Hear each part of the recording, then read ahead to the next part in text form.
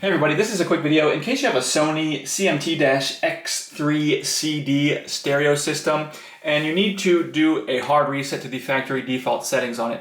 Now you might want to do this for one of two reasons. The first one is troubleshooting. If you're having any issues with this stereo not working properly, like it's not accepting the discs, it won't read discs, it's not working, not pairing with Bluetooth, not connecting to your device, all those kind of things can very often be fixed with this reset.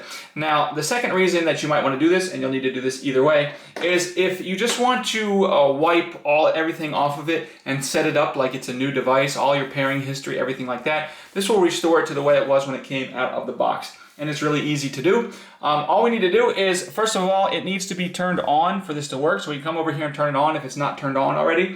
And then once it's turned on, we're just going to come and find the function button over here and the eject button down here and press and hold both of those buttons.